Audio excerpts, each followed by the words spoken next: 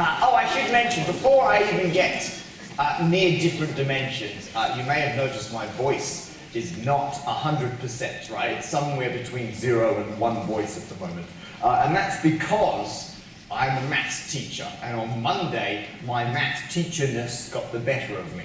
I was coming out of a pub on Monday night, having given a maths talk. It's okay, true story, right? And so I came out of the pub and I was walking down the street with my girlfriend, who is non-fictitious, and I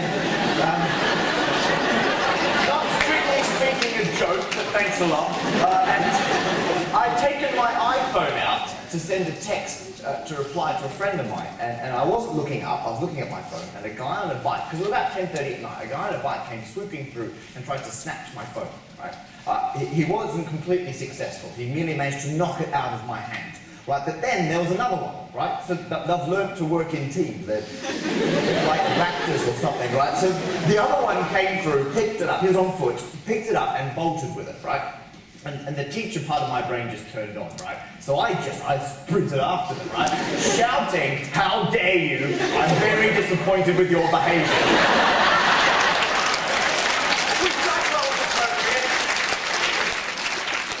I continued yelling very loudly in my teacher voice, saying teacher sentences, which is why my voice is not 100% now. But what was good was eventually I managed to catch up with the guy, right?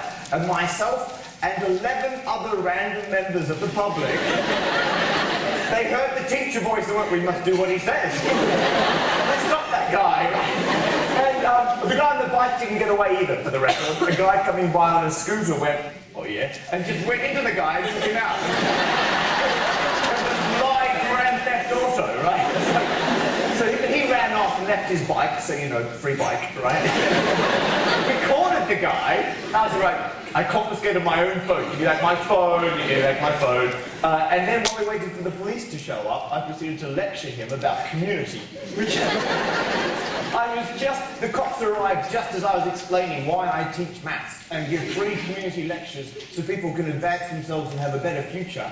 And they should be doing things like this. And the cops pulled in, and he has never looked so pleased to see the police. So anyway, so I spent all of Monday night yelling to a guy, and then I had to go to the police station for all the reports in and statements. It took a long time, so I was a bit sleep deprived, and my voice, because I couldn't speak the next day, right? But my voice is pretty much back, so you're going to have to bear with me during this talk. Was it what? Well, the other people think, oh, we have little high fives all round. Everyone was like, yeah, and they all, this is it, because someone tried to rob me, right, and I ended up with a better sense of community afterwards, right? And the system works, because all the people went, yeah, we're not taking this, we all ran after him, but we didn't hurt the guy, we just set him down. I lectured him about the importance of community, right? And then the police showed up, took him away, he was processed and charged for theft, like the system works, right? Although as far as I'm concerned, he's lucky I didn't phone his mum, right?